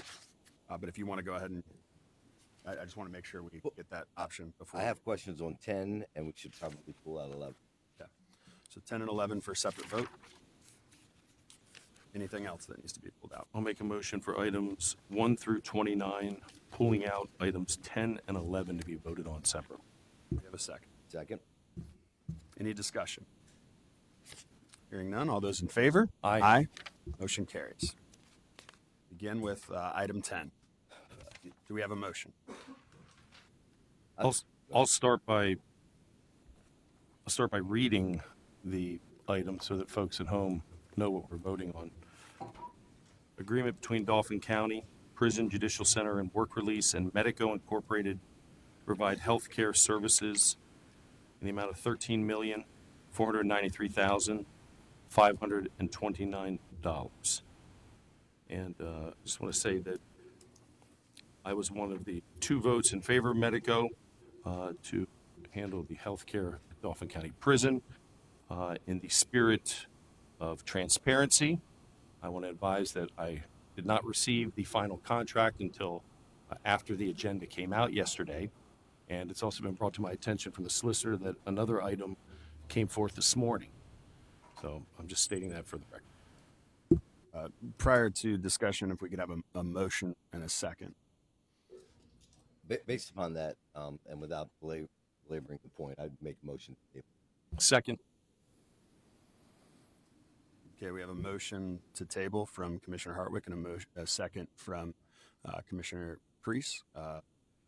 I will provide discussion on that. I think it is a very bad idea to table this item, given the urgent need that we have in this transition. Late last year, Prime Care pulled the rug out from under us. They are supposed to be under contract through the end of this year, and they put us in a position to put an RFP out, forcing a rush procurement process. This board selected Medico under a challenging timeline. Why did we select them? Because we had an expert consultant advise us. They haven't gone bankrupt multiple times like many of the other people who applied. They haven't had judgments against them. They have an excellent track record. Over the last few weeks, Our solicitor's office has worked incredibly hard to, I think we're on contract version number 9 of what has gone back and forth between himself and Medico's legal. We've ensured between prison administration and my office to ensure that Medico has had meetings with all the necessary entities that they've needed to meet with, including human services, including all the other departments that are part of this transition to ensure that they're informed of our processes. The reference that you make to an item we are all looped in on, and that is the DA's office, because our booking center does blood draws, and that will need to be worked out as an addendum, and that has already been discussed with the DA. That's in process. We didn't want to allow that to hold up this contract. We're working it out as an addendum. I understand that this is a significant increase financially. It's a massive increase financially.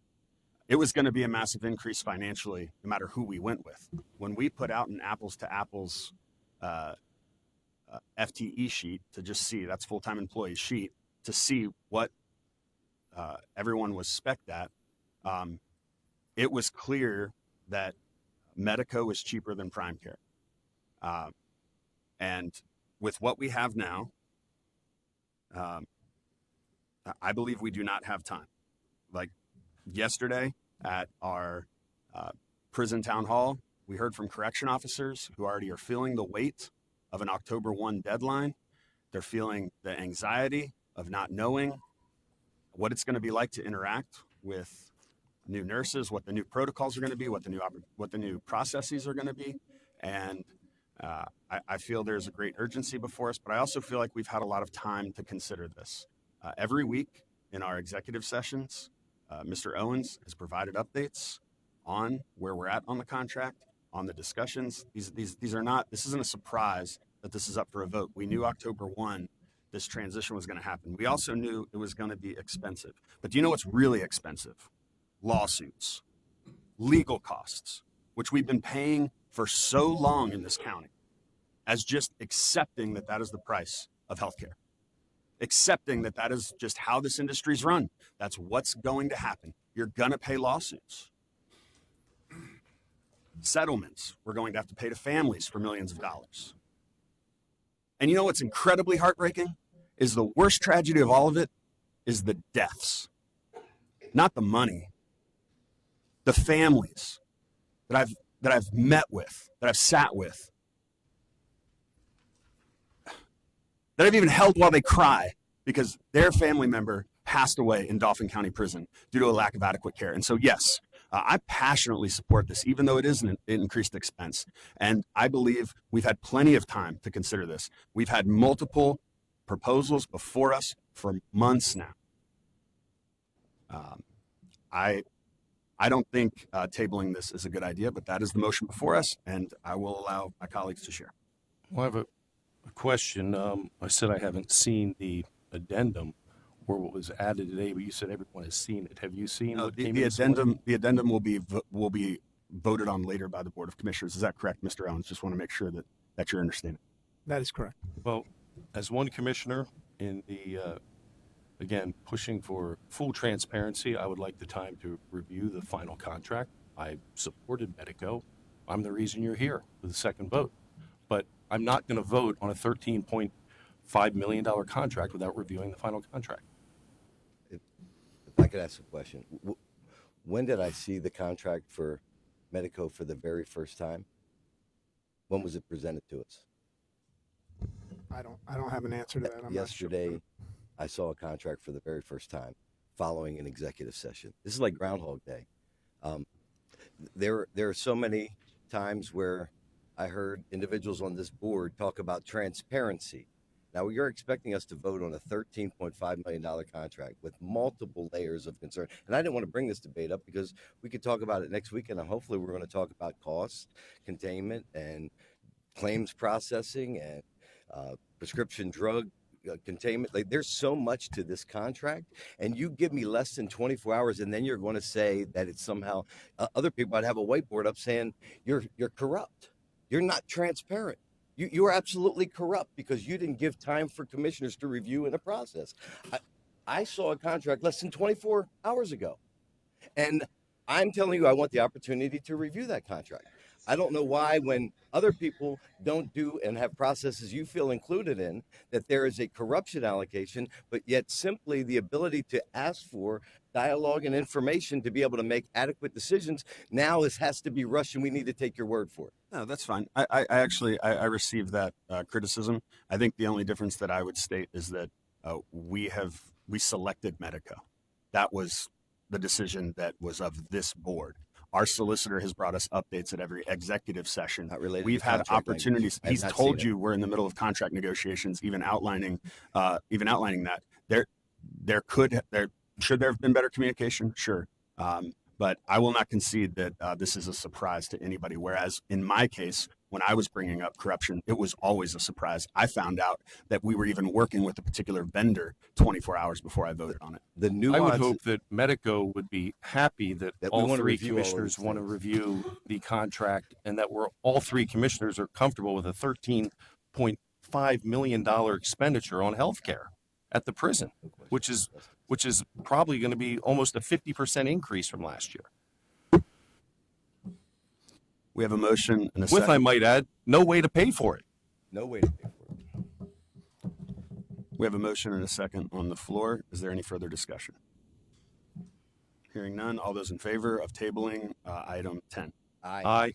Opposed? Aye. Motion carries. Item number 11. Do we have a motion? I will make a motion for item number 11, for the approval of item number 11. Do I have a second? I will second it for a point of discussion. Motion made by myself and seconded by Commissioner Priest for discussion. Anyone for discussion? Just a couple of questions. The first question I have is, I've heard this entitled that it's a welcoming resolution. I review this. It looks like, before I even make any, I just want to ask a couple questions. Does the resolution in front of us offer any legal protections for our immigrant population in Dauphin County? Does it offer any protections? No, none beyond what they have now. Does this resolution offer the county any new legal authority or powers that are currently not provided under the county code? No. Can any resolution this Board of Commissioners adopt supersede the 1620 rights of independently elected officials like the DA, the sheriff, or the separation of powers that are guaranteed in the Constitution of the courts, who, by the way, who are also independent elected officials? That is what Sheriff Chimenti was discussing, and no, you cannot supersede those powers. I just want to clarify 1620 for those of you who don't know that, because the things that we're talking about are the law and the details of the law. And I want to make sure who I am, and being from Steelton, Pennsylvania, growing up in a town where immigrants made up the makeup of this town, having fathers and grandfathers work in a steel mill, I want to make sure our immigrant community is protected. But I will tell you, I'm not for politics that don't protect you. And I will be very clear in making that statement. While the Board of Commissioners has authority to set county policies for offices we directly oversee, Pennsylvania law is very clear that we cannot take away the rights of other independently elected officials. Under 1620 of the county code, row officers, like the sheriff and the district attorney, have their own legal authority to manage their employees and carry out their duties. That means a county welcoming policy may guide our departments, but it cannot force those independent officials or their staff to act against their own responsibility under state or federal law. Federal and state law supersede county law. In short, we can set direction for our own offices, but we cannot override the legal powers given to other elected officials. Courts have consistently upheld that commissioners' policies and collective bargaining functions cannot intrude on the core rights and obligations of other elected officials. To attempt to compel compliance in a manner that interferes with their discretion, particularly in law enforcement or prosecutorial decisions, would exceed the authority of the board in conflict with 1620 as well as with state and federal law. But more importantly, raising a political flag for personal gain on an issue as complex and sensitive as immigration may feel symbolic, but symbolism without substance can be very dangerous and very reckless. when we adopt policies that suggest protections where none actually exist under state or federal law, we create false hope for some of the most vulnerable people within our community. Families who may already live in fear of deportation could mistakenly believe that a county policy offers them legal protection when in truth, it does not. That false premise can lead to devastating consequences. A mother from my community may come forward thinking that she's shielded by a county policy, only to discover that federal law still applies to her and her situation is unchanged. Instead of protecting her, we may have placed her in greater danger. That is the cruel irony of using county government as a stage for political theater. It risks harming the very people that we claim to protect. As leaders, our obligation is not to inflame political debates or score points. Our duty is to speak truth, uphold the law, and protect vulnerability with honesty and integrity. Immigration is a federal issue. I don't like what's going on. I do not like what's going on. And pretending that county policy can overrule federal enforcement doesn't change reality. It confuses it. When confusion surrounds life and death decisions, it is the vulnerable children, families, and those without power who bear the cost. If we truly care about protecting people, then we must be courageous enough to reject hollow gestures and instead focus on the things that we can do. Providing safe spaces in our community, ensuring access to human services, treating every individual with dignity, and working together across all levels of government to find real solutions. Anything less risks turning the most vulnerable among us into pawns, which they already are in a political game, and that is something that I will not support or accept. Thank you. Last Wednesday, I asked some questions of the individuals who were here. I think every single person here and throughout the county has been bombarded by press coverage, and whether it's Penn Live or on TV stations, about the county voting on a welcoming county resolution. I have to ask the solicitor, because it was brought up here today, and it's true, we vote on agenda items in front of us. That's our job. Mr. Solicitor, is there a welcoming county resolution on today's agenda? No, it's a contracting policy. Commissioner Douglas has oversight of the sheriff and district attorney. Did you reach out to either one of them during any of this time to discuss this matter? This does not direct their office in any way. This is a contracting, and the sole contracting authority, as Mr. Owens just stated, rests with this board. So the answer is you didn't reach out to the district attorney, you didn't reach out to the sheriff, and I don't believe you reached out to anybody at the courts, even though this does actually tie into all three of them, and two of them are under your oversight. You would think you would at least have a conversation with them to find out how this impacts them.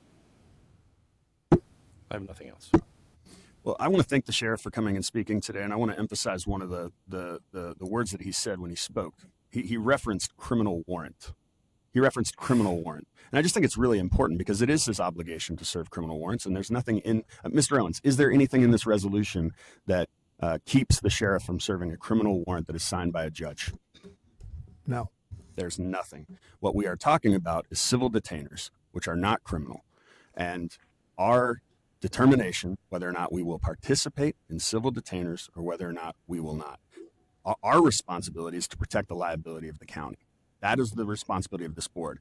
That's why we are the sole contracting authority. So I think it's important that we understand there's legal precedent for the county being left holding the bag when it comes to the liability. The Galarza case in Lehigh County is where ICE had a civil detainer on somebody and asked the prison to hold that individual. And the prison held that individual. Did the prison check their immigration status? No, because the prison sees a civil detainer and the prison is asked by ICE to hold them, and they hold them. Did they turn out to be an American citizen that they held? Yes. Did they have to pay a massive hefty fine for that? Yes. This is a matter of the Board of Commissioners because this board has the fiduciary responsibility to protect the county. I am not opposed to ICE handing us a criminal warrant and cooperating with law enforcement under those means. When it comes to civil detainers, we've seen them on multiple cases get it wrong. Not to mention, we have them targeting members of our community that have green cards. We just had somebody who has a valid green card through 2032 picked up at their final probation meeting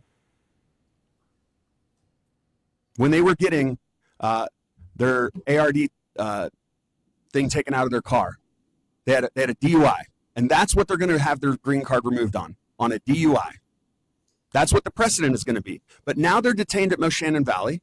They'll sit at Moshannon Valley and then have their green card removed and be sent back to a country that ethnically cleansed them. When they get back to that country won't give them papers. That country will give them a small amount of money to cross a border illegally back into a refugee camp that they spent most of their life in.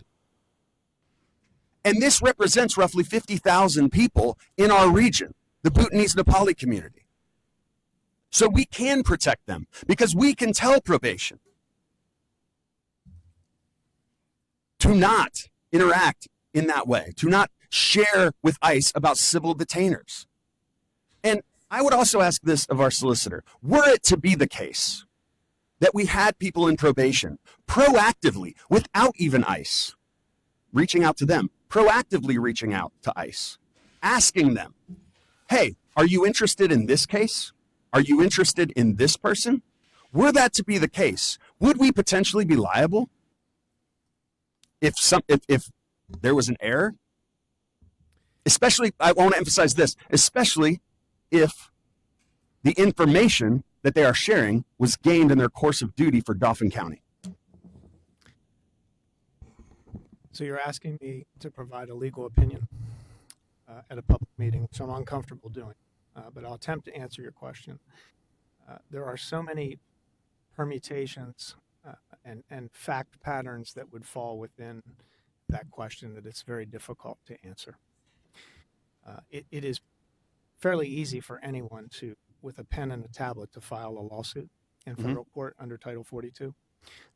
So, of course, that could happen. Do you believe the way in which ICE is operating right now in our county, potentially, if they are to be partnered with, can open us up to civil rights claims and lawsuits? Let's ask it that way. If we cooperate with civil detainers specifically. I'm uncomfortable answering that in a public forum. And if you want to discuss that, I think we should have an executive session. Well, I know the answer. The answer is yes.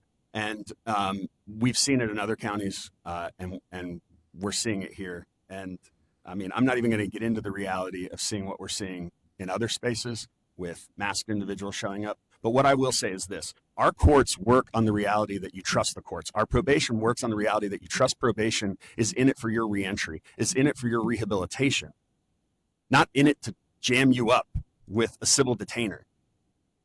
Also, what happens when you get assaulted and the only person who watched the assault happens to be an undocumented immigrant? You think they're showing up to court and testifying? This is going to create all kinds of problems. It is a legal gray area. I will concede that ground. But I do not concede the ground that we are not exposing the county to liability if we continue to cooperate with ICE on civil detainers. I want to emphasize again, because I do believe there is a bridge to both these sides here. We have individuals who have committed heinous crimes that are undocumented. And I will speak personally. I would want our county to work with ICE to find those individuals, including the fact that we passed a budget last year that included the addition of 2 more gang violence task force members. I am committed to public safety. I'm committed to public safety for our refugee community, for our immigrant community as well, and those experiencing the terror of this particular $170 billion investment in ICE. I mean, that is massive. They have more than enough resources. They don't need to take our local resources when they should be doing local policing. I just want to follow up and say to the press and to the residents at home, to the individuals who came here today, there is no welcoming county policy on the agenda, and this board knew it. And just finally, I agree about the positions on a number of these issues. But on civil detainers, we've discussed this a multitude of times. Our prison has taken the position that we are not holding people past 12 midnight. And quite frankly, that's where the exposure of liability comes in. Once there is more than a day that would be settled for individuals who are documented and who should not be detained. If there is no federal civil protections, we're not going to hold you past midnight. We've made that proclamation. So if we are not going to put taxpayers at risk for individuals that picked up, that quite frankly shouldn't be picked up. They are released, and ICE is notified before midnight, and that's the one area we could effectuate. And we actually made sure that no one is going to be detained here past the day that they may be picked up on a civil detainer. So mentioning that is something that we have addressed and addressed a level of insurance that we are not going to keep people in jail. And the Garza case you talked about, it actually kept somebody who was a documented person, individual who was from the community. He was kept there for a couple of months, and there was a resulting lawsuit which was charged, and there was civil liability that had to be paid. That doesn't exist here in Dauphin County. So from my perspective, we've addressed the things that we can control, and we are in areas of trying to find additional protections. I am open to having those discussions with our human service agencies and the community. I do want to say, just to reference the policy that Commissioner Hartwick is referencing, we have a policy at our prison where some prisons will hold 72 hours on a civil detainer, just meaning that, let's say you're incarcerated at Dauphin County Prison and you are released from incarceration. Let's say you have a court hearing, you're released. Some counties will hold for 72 hours for ICE to arrange for ICE to pick up. We do not hold for 72 hours. We hold through the remainder of the day for ICE to come pick up. But the idea that absolves us of liability during that time, we are still detaining somebody who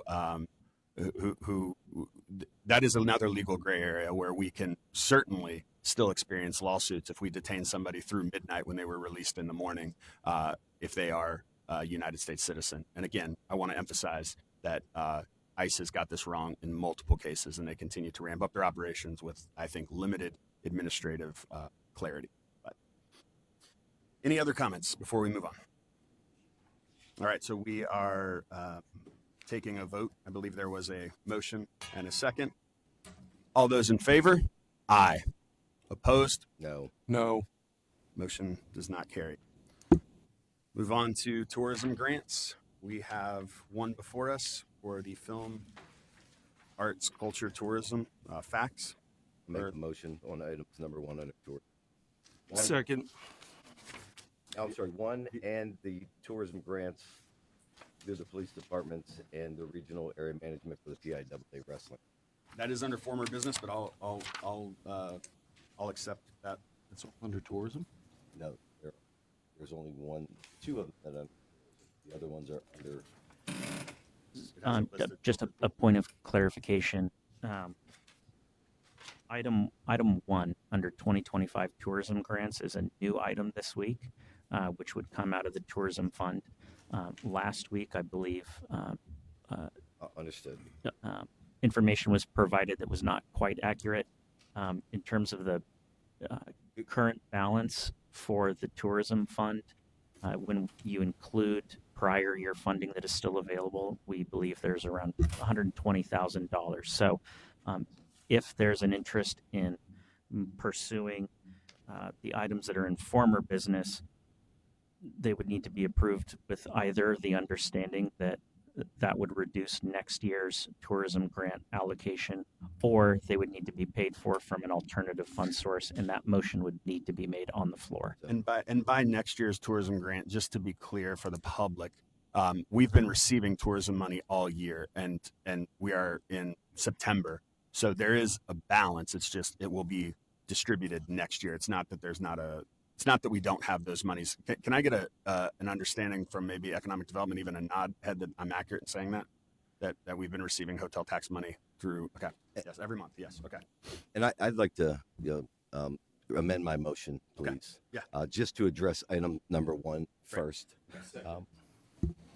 Moved by Commissioner Hartwick, seconded by Commissioner Priest. Any discussion? Hearing none. All those in favor? Aye. Aye. Motion carries. I would like to make a motion on former business to actually allow for each one of the municipalities to receive $20,000. And I would ask that those dollars come from our unrestricted gaming amounts. to ensure that we still are supporting this effort. But there is, again, not enough money in tourism for us to make payments for additional projects that would have exceeded that amount here. So I would ask for the police departments of Susquehanna Township in the amount of $20,000, in the amount of Sweetera Township, $20,000, Lower Paxton Township, $20,000, the city of Harrisburg, $20,000, Lower Sweetera Township, $20,000, and Derry Township, $20,000 to be paid from tourism and, to be paid from unrestricted gaming under item 1. Second. Motion made by Commissioner Hartwick, seconded by Commissioner Priest. Discussion. I will share that the purpose of these grants was because these are the departments that have had an increase in call volume due to hotels in their municipality. Seeing that we have a hotel tax that goes to tourism, tourists stay in hotels. The safety and the public safety of our hotels is critical to continuing to increase tourism. I am not for this coming out of unrestricted gaming because unrestricted gaming is our savings account. That's what we can functionally use it for. We cannot use tourism for that. This is an opportunity for us to invest in these police departments that have to make calls consistently to hotels in their region to keep them safe. And they've had an increased call volume due to those hotels. And so that was the impetus for this. They came to us, the chief of police. They requested that we consider this. And I feel strongly that there's validity in tourism money being given to EMS in this particular way, as they've had an increased call volume to the hotels. I don't love the idea of unrestricted gaming and the potential portal and door that opens. And I know we have money from the last 8 months, and in essence, we can just apply it early. Obviously, we have an awarding process in January, but given that these are municipal partners, I don't see a reason why we can't apply the money early given the need. If my colleagues would welcome that or have further discussion to see if that is an option we can get to, that would be my preference. I would ask that Director Connor please come up. And Commissioner Douglas, if I remember correctly, when the conversation was held with some of these municipal departments, they were actually fine with a $100,000 total in year one. My only question with year one, though, is next year going to be year two, meaning 2026 is going to be year two? Because if that's the case, it would be year two. Well, what I'm saying is this is our inaugural year. They are ahead of the schedule for tourism grants. Could they be put on notice if they received all of this money that they will be not available in January to apply for tourism, and they will apply the next January for the tourism of the following year? That's more of what I'm asking, but it's okay. I don't want to muddy. Not really following that. I just know that they said 100,000 would be sufficient, and then there's 380,000 approximately here. Director Connor. Can I just offer, one point of clarification? There are 6 police departments here, and so it would be 120,000. No, but what's in front of us was over close to $380,000. Correct. Do we have close to $380,000 today in the tourism bank? Well, when you're talking about, it's either a yes or no. We either have it where we can cut the check today, or we don't. I'm tired of every year we're talking about, let's kick the can down the road, let's pay it out of monies that are coming in. We don't know whether those monies are definitely coming in. We can pay it out of next year's budget, yes. Out of this year's budget? Out of next year's budget. That's not what I'm asking.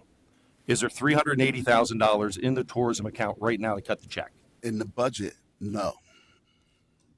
Okay. In the 25, yes, correct. In the 2025 budget, no. In the account, yes. And you can't. It's hard to evaluate it like that. I mean, there's money available, yes. But when you take the budget of the 3.429671 that we set, that was the revenue from the treasurer's office from the hotel tax, no, there's not enough in the budget. There's 120,611.51. As I've been saying for months, because folks at home get ready for a collision head-on crash with the county and our budget. Nobody's been talking about the budget crisis we have here at the county. When we passed the highest tax increase in the history of Dauphin County at the beginning of the year, it was said that this will cover us for future years. Hold on to your wallets. And this tells us right now the money isn't there. So, as I've said with budgeting for positions, if it's not budgeted within the 2025 budget, I will not support it.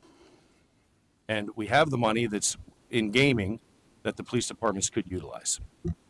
So I think there was a motion made and seconded. Is that correct? Just to be clear, the money that you're referencing that was awarded was collected in 2024, correct? That's correct. So we are currently collecting money in 2025 that will be awarded in 2026. Correct. So just for clarity is what I'm trying to get at is it would just simply be an early award. That's correct. Because we do have 8 months of hotel tax money in the bank account right now. That was all I was saying. Obviously, it is the practice of this board to wait till January to gather those awards and get those out.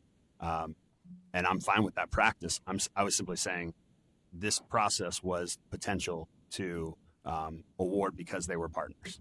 But there's a motion and a second on the floor. Any more clarification? Yeah. And for the record, we know the state hasn't passed the budget. What happens if the state decides to dig into the local tourism dollars and we're not able to utilize those next year? And what about other municipal police departments that may have tourism as a relationship? They're not included in this. They're state police. There's a number of issues that have not been thought through related to this.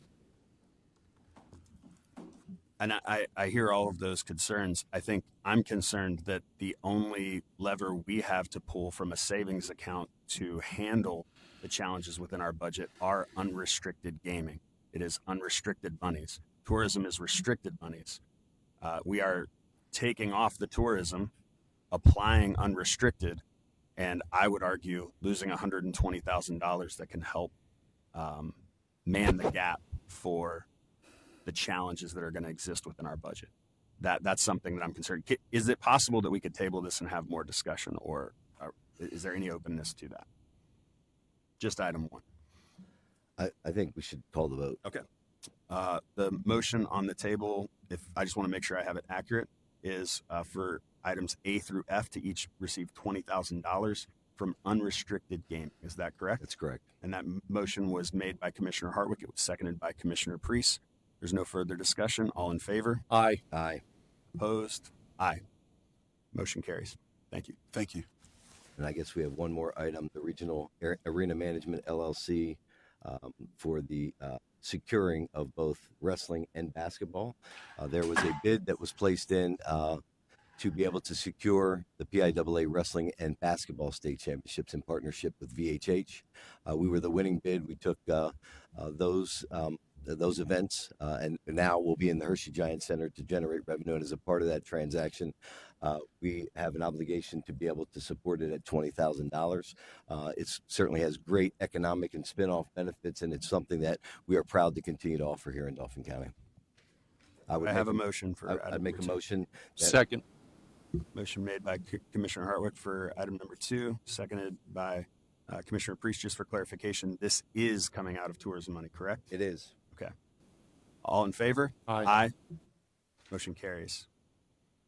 New business? Any new business? Hearing none. Commissioners' discussion and actions. Commissioner Hartwick. He has none. Commissioner Priest. Yeah, I want to congratulate our outstanding team at Dauphin County Parks and Rec for putting on another incredible Jazz and Wine Festival. The weather was fine.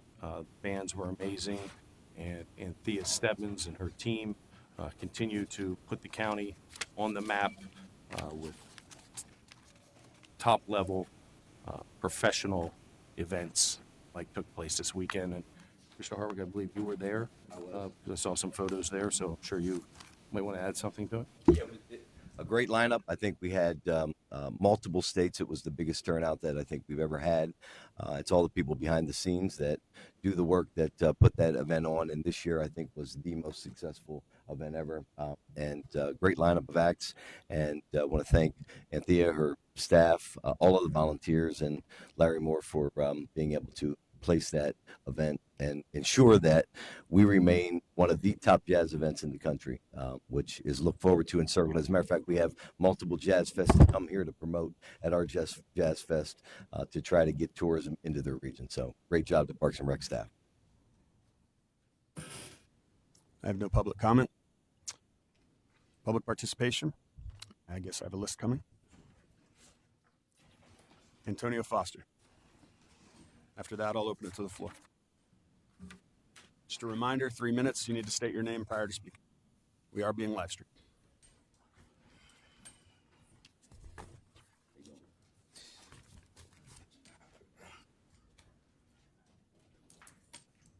Mr. Foster.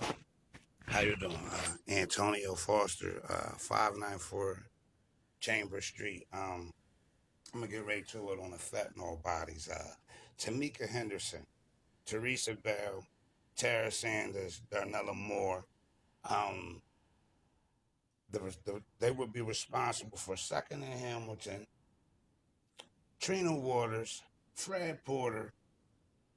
Yeah, I'm not even playing with y'all no more. When it comes down to it, I also was threatened from the last meeting. I mean, it didn't really mean nothing to me, but that would be by Teresa Bell. That would be by her. I was threatened. I have the messages, even though I know y'all don't want to see them because it seems like they're being protected. But anyway, I was threatened and also said that I was supposed to be next, which I'm not. I'm just not worried about it. But it's kind of funny that her dad OD'd and she would be threatening me and calling me a rat, and I'm down here speaking up for her dad. Maybe it's some insurance policies that need to be checked in. That's what I would say. Now, going further on, as far as my charges that I came down here and I kept arguing about, they was dismissed on the 2nd because that cop getting on the stand wasn't going to look good. He was going to be cooked. I promise you, under the circumstances, it just wasn't going to look good for the system. So dismissing the case was the best thing for the system to do. I took the dismissal. Now, going forward, like, man, I'm trying to not be too harsh and be understanding of the circumstances because the families that's involved. So I want to watch how I speak on certain situations. But I am going to speak on Thomas Buddha Davenport. As I've already brought up my brother before, you will find out that him and my brother were supposed to be best friends. Also find out that he was related to, he wasn't related, he was dealing with Teresa Bell. But at the same time, the same thing that they depicted on me and that they tried on me with the crazy row was what was put out for him. But the truth of the matter is, I don't really want to tell the whole story out of respect for his wife and his wife's family. I don't want to do that to the public because I'm going to show a little bit of character down here, unlike my opposition. That's all I got for now. Y'all be cool. I'll see y'all next Wednesday. Thank you, Mr. Foster. Anyone else for public comment?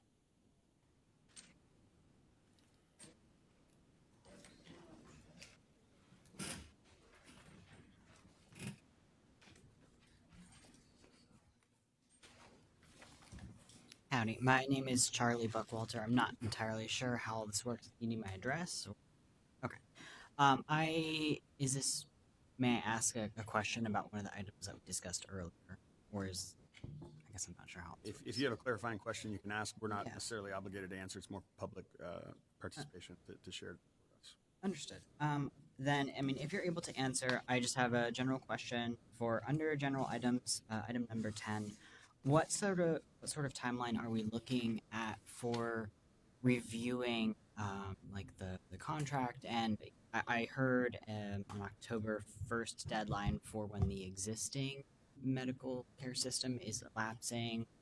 I guess what's the timeline for all this? Procedurally, when if a legislative body, in this case the Board of Commissioners, votes to table an item, it will appear at the following meeting's agenda under former business.